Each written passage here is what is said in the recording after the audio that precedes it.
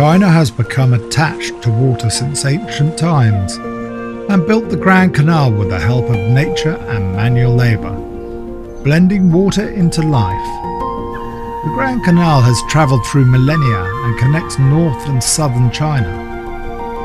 As one of the greatest World Heritage Sites, it has sketched a magnificent view for economy, transportation and culture at home and abroad. The Grand Canal has also brought a bumper harvest of fish and rice, telling stories about all households with food, which can be rich and spicy or exquisite and innovative. Behind different delicacies, there is a folk wisdom transmitted on the canal. But what remains the same is the care of the family. Delicacies everywhere are connected because of the canal and convey the affection of families. Our story happens to be about the canal delicacies and home.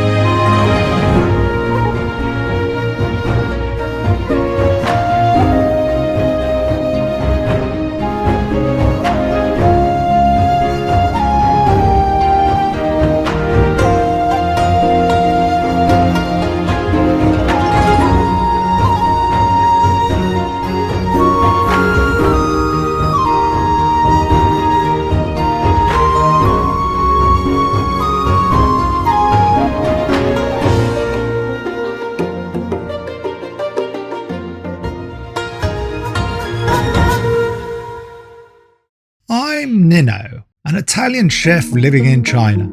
Away from home for years, I've brought delicacies to countless Chinese families. Today, I've got a special friend, Chen. My friend is the editor-in-chief of a food magazine. She invited me to experience food culture and family life along the canal. I accepted only too gladly and was ready to contribute to a column in her magazine. First, we had to do some research. After visiting experts on the history of the canal, our plan was finalised.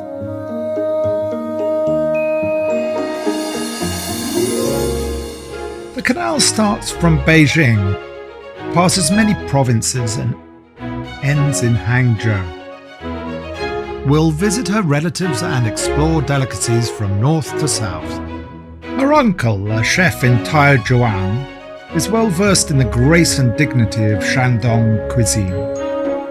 Her grandparents, who live in Huaiyang, entertain their guests with simple noodles. Her parents specialise in Huaiyang cuisine in Yangzhou, integrating the spirit of the canal into their dishes.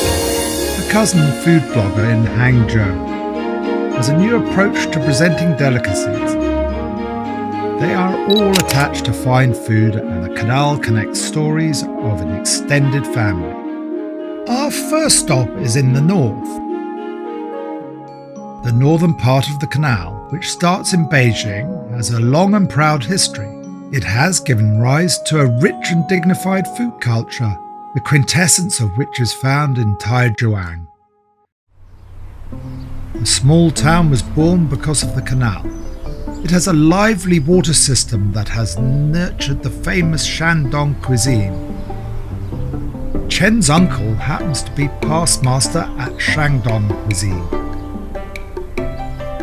We meet our uncle in the morning and take our time to have breakfast by a tributary of the canal. Scallion wrapped in pancake and stuffed pancake are local specialities.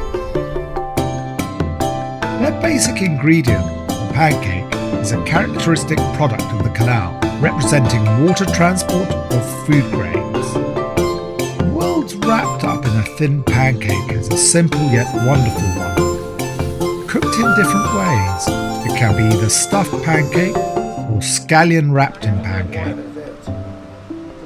An ordinary pancake becomes inclusive because of the canal.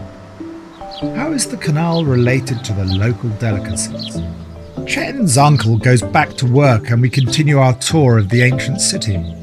It is said that the Qianlong Emperor stayed here for a while during his journey to the south, and that he praised Taierzhuang. then only a village, as the best village in his empire. But instead of being superior, the city is alive with the bustle of common people.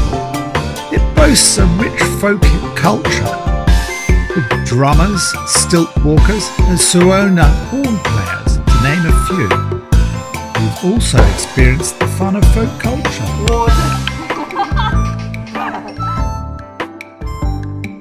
There are also fascinating folk snacks. Stone pancake is a famous delicacy on the Canal. With special physical properties, stones by the Canal can help to control the heat, which puffs up and shapes the dough. The Canal has thus become a medium for baking. The place is imbued with a thick flavour of Han culture. Chen put on a traditional Han Chinese clothing.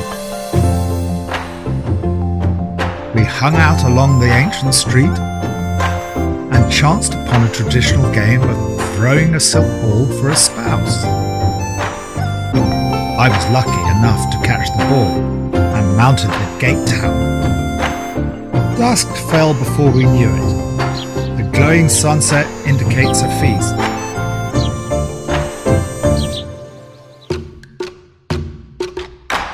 Here I learn how to cook Shandong cuisine from Chen's uncle. Carbs from the Canal area gift from the water. The ingredients are fresh thanks to the quality of the Canal water. Aroma arises from simple cooking. Sauce adds the final touch to a savoury dish. Thanks to the ancient canal, materials from the land also contribute to the essence of Shandong cuisine. The typical Shandong dish, Taierzhuang spicy chicken, originated from water transport. I've also tried cooking other dishes to feel the spirit of the canal. We lay a table of dishes by the canal, presenting various delicacies led by Shandong cuisine. Those in water, on land, vegetables and meat. With the development of the canal, fresh water inspires the pursuit of a better life.